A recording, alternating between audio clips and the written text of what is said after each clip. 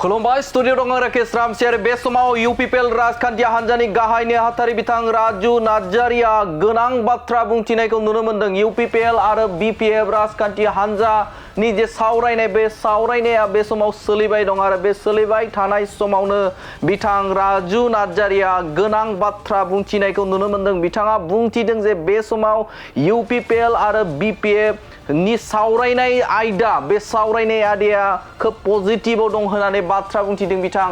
राजु नार्जारिया। একত্ৰীকৰণৰ আলোচনা বা আমাৰ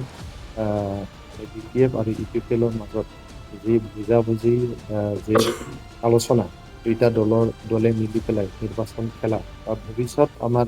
বিটিআৰ অঞ্চলৰ ৰাজনৈতিক সুৰক্ষাৰ কাৰণে বা ভৱিষ্যতৰ ৰাজনীতিৰ কাৰণে দুইটা দলৰে ভালৰ কাৰণে আলোচনা বিলোচনা চলি আছে। বহুত লানি আলোচনা হৈ গ'ল। এই আলোচনাবোৰ এটা একদম পজিটিভ দিশত আগবাঢ়ি আছে। बिथाङा बुंथिदों जे बे समाव बिपिएफ आरो इउपिपिएल बे बिपिएफ आरो इउपिपिएल नि जे खौसेथि जानाय बे जानायखौ रायजो राजाफ्रा लुबैयो आरो रायजो राजाफ्रा हास्थायदों आरो बे समावनो बिथाङा गोनां बाथ्रा बुंनायखौ नुनो मोन्दों। इउपिपिएल राजखान्थि हान्जाया जेबो कन्डिशन गैयालासिनो बे सावरायनाय आयदाखौ लांबाय दं होननानै बाथ्रा बुंदों। जेबो कन्डिशन गैयालासिनो बे समाव सावरायबाय दं होननानै बाथ्रा बुंथिदों आरो बिपिएफ राजखान्थि हान्जायाबो बे समाव जेबो कन्डिशन थानो नाङा होननानै बाथ्रा बुंदों बिथां राजु नार्जारिया। मोननै राजखान्थि हान्जानि गेजेराव जे मोजांनि थाखाय इयुननि गोजोंनि थाखाय बे समाव खौसेथि जानांगौबो होननानै बाथ्रा बुंथिदों बिथां राजु नार्जारिया। আমি আলোচনাত কোনো কন্ডিশন বিচৰা নাই, বিপিএফক কোনো কন্ডিশন দিয়া নাই আলোচনাৰ কাৰণে আৰু বিপিএফও তেনেকৈ আমাৰ ওপৰত কন্ডিশন राखि দিব नालागे। थारैनो मख'नांगोन जे बे समाव बर' रायजो राजाफोरा थामहिनबा दुलाराय बर' फरायसा आफादनि बिथां आफादगिरि दिपेन बर' बुंनाय लेखानो बे समाव सावरायनाय आयदाखौ मोननै राजखान्थि हान्जायाबो बे समाव सावरायनो थाखाय ओंखारदों आरो बे सावरायनाय आयदाया सोलिबाय दं आरो बे सोलिबाय थानाय बाथ्राखौ बिथाङा बुंथिना होदों राजु नार्जारिया। बिथाङा बुंथिदों जे मोनसे राजखान्थि हान्जा थामहिनबा इउपिपिएल राजखान्थि हान्जाया जेबो कन्डिशन गैयालासिनो बे समाव सावरायबाय दङ आरो गुबुन फारसेजों बिपिएफ राजखान्थि हान्जायाबो राजखान्थियारि जेबो सार्थ खालामालासिनो थामहिनबा कन्डिशन लाखियालासिनो खौसेथि जानांगौ बा बेनि थाखाय सावरायनांगौ होननानै बाथ्रा बुंथिदों बिथां राजु नार्जारिया। आरो बेनि अनगायैबो गोनां बाथ्रा बुंथिबावदों बिथां राजु नार्जारिया। बे समाव जुदि बिपिएफ राजखान्थि हान्जाया मोनसे आसाबादि गैयामोनब्ला बिथांमोना सावरायनाय आयदायाव बाहागो लायामोन। इउपिपिएल राजखान्थि हान्जायाबो बे सावरायनायखौ मोनसे आसाबादि दङ जायनि थाखायनो बे समाव सावरायलायदों। मोननैबो राजखान्थि हान्जाया सावरायनायखौ मोजां फारसे लाबोनो थाखाय आसाबादि दं, गोबां मिजिं दङ आरो जायनि थाखायनो बे समाव मोननैबो राजखान्थि हान्जाया सावरायलायदों होननानै बाथ्रा बुंथिदों। जुदि ओरैनो सावरायनो गोनां जुदि दङमोनब्ला मोननैबो राजखान्थि हान्जाया जेबो समखौ आद्रि खालामालासिनो थामहिनबा बे समाव समखौ नष्ट खालामालासिनो सावरायनायाव बाहागो लायामोन होननानै बाथ्रा बुंथिदों बिथां राजु नार्जारिया। দুটা পাৰ্টি আশাবাদীৰ কাৰণে আলোচনাটো চলি আছে। সময় নষ্ট কৰিবলৈ কোনে ইয়াতে আলোচনা কৰিবলৈ যায়। বিপিএফও আশাবাদী মই ভাবোঁ আৰু আশাবাদী নহ'লে তেখেতসকলে আলোচনাতে অংশগ্ৰহণ কৰিব নালাগে। আমাৰ নেতৃত্বও আশাবাদী, বিপিএলৰ নেতৃত্ব বহুত আশাবাদী, এইকাৰণে আমি আলোচনাত অংশগ্ৰহণ কৰিছোঁ আৰু এইটো আগুৱাই নিছোঁ। बे सावरायनाय आयदाखौ लानानैनो गोबां मिजिं दङ। इउपिपिएल राजखान्थि हान्जायाबो गोबां मिजिं दङ,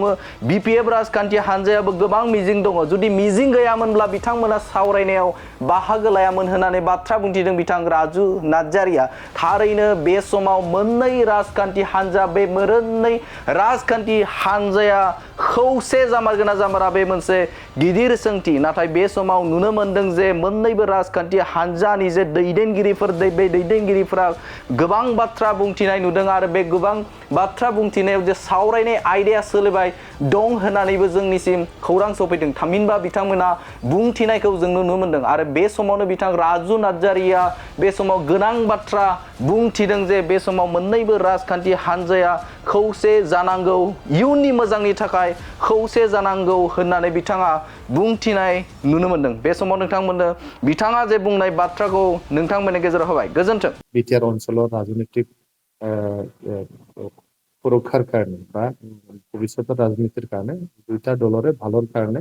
আলোচনা বিলোচনা চলি আছে বহুত লানি আলোচনা হৈ গ'ল এই আলোচনাবোৰ এটা একদম পজিটিভ দিশত আগবাঢ়ি আছে এতিয়া মাজতে যি চিডলি ইলেকশ্যন আহিছে এই চিডলি ইলেকশ্যনতে ইলেকশ্যন মানে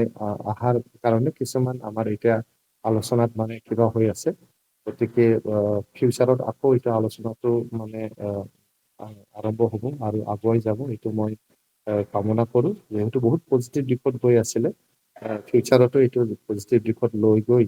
এটা লজিকেল এটা কনক্লুজন হ'ব বুলি মোৰ এতিয়াও আশা আছে ইয়াৰে মাজত আমাৰ কিছুমান নেতাৰ যি বক্তব্যবিলাক ওলাইছে এইটো ক'ব গ'লে বহুত আকৰ্ষণীয়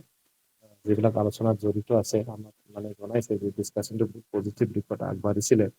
তেতিয়া মাজতে যে আমাৰ ইলেকশ্যন অহাৰ কাৰণে এইটোতো চব আমি আলোচনাত কোনো কণ্ডিশ্যন বিচৰা নাই আমি BPF-ক কোনো কণ্ডিশ্যন দিয়া নাই আলোচনাৰ কাৰণে আৰু BPF-ও তেনেকৈ আমাৰ ওপৰত কণ্ডিশ্যন মানে জাপি দিব নালাগে কোনো কণ্ডিশ্যন নোহোৱাকৈ আমি এতিয়া আলোচনা কৰিব লাগে আমি দুইটা দলৰে ভালৰ কাৰণে ফিউচাৰত এটা আমি মানে আলোচনাটো লৈ নিব লাগে কাকবা এৰা কাকবা লোৱা এইটো আলোচনাৰ উদ্দেশ্য হ'ব নালাগে আৰু আমাৰ যেহেতু চৰকাৰ চলি আছে মই আগতো স্পষ্ট কৰি দিছোঁ যে আমাৰ বিজেপি আৰু UPPৰ যে এলায়েন্স BTR-ত মানে 2025 চনলৈকে চলিব অসমৰ যে আমাৰ চৰকাৰ চলি আছে UPPL BJP আৰু AJP এইটো চৰকাৰ আমাৰ 2026 চনলৈকে চলিব আৰু আমাৰ UPPL সমৰ্থনটো থাকিব আমাৰ দিল্লীত NDA যে এলায়েন্স আছে NDA এলায়েন্সত আমাৰ UPPলৰ পূৰ্ণ সমৰ্থন আছে এইটো 2029 লৈকে চলিব তাত কোনো বাধা নাহে তাত কোনো মানে তেনেকুৱা ব্যাঘাত জন্মা কাম আমি নকৰোঁ মানে দুটা পাৰ্টি আশাবাদীৰ কাৰণে আলোচনাটো চলি আছে নহ'লে সময় নষ্ট কৰিবলৈ কোনে ইয়াতে আলোচনা কৰিবলৈ যায় BPF-ও আশাবাদী মই ভাবোঁ আৰু আশাবাদী নহ'লে তেখেতসকলে আলোচনাতে অংশগ্ৰহণ কৰিব নালাগে আমাৰ নেতৃত্বও আশাবাদী UPPলৰ নেতৃত্ব বহুত আশাবাদী এইকাৰণে আমি আলোচনাত অংশগ্ৰহণ কৰিছোঁ আৰু এইটো আগুৱাই নিছোঁ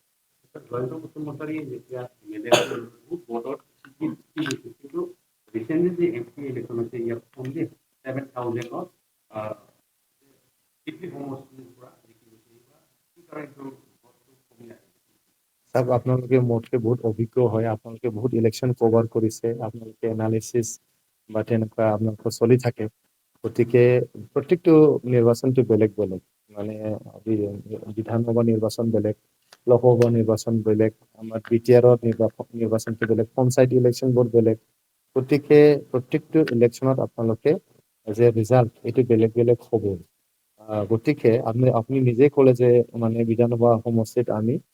ইলেকশ্যনত যোৱা বিধানসভা ইলেকশ্যনত আমি বহুত ব্যৱধানত জিকিছোঁ যিহেতু এইবাৰতো বিধানসভা আমাৰ নিৰ্বাচন ইয়াতে আপোনালোকে ব্যৱধানটো চাব যে বহুত বেছি হ'ব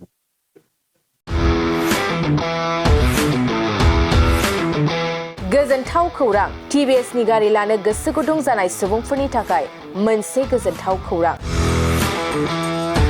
चिरां जिल्ला बिजनीनि बागुरुम्बा TBS गारि श'रुमा नोंथांमोननि थाखाय दुर्गा फुजानि धामाका अफार लानानै फैदों बाइक आरो स्कुटि गारि सालायनो मोजां मोनग्रा रायजो राजाफोरनि थाखाय बागुरुम्बा TBS गारि श'रुमा धामाका अफार होना नोंथांमोननि गेजेराव मोनसे मोजां खाबु होगासिनो दं बिजनी स्टेट बेंकनि साखाथिनि CRPF केम्पनि उल्था सोनाब फारसे थानाय बागुरुम्बा TBS श'रुमाव डाउन पेमेन्ट होनानै नोंथाङा TBS-नि गारि लानो हागोन नोंथांमोना बागुरुम्बा TBS श'रुमाव फैनानै नोंथांनि लुबैनाय बायदि TBS-नि गारिखौ लांफैनो हागोन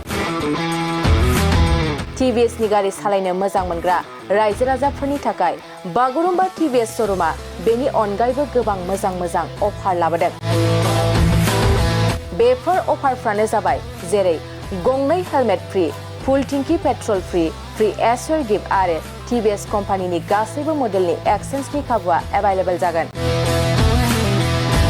आरोबाव गुबुन मोनसे मोजां खाबुआ जादों फाइनान्स लागिरिफ्रा डाउन पेमेन्ट होनानै खम बेसेनाव TBS कम्पानिनि गारिखौ लानो हागोन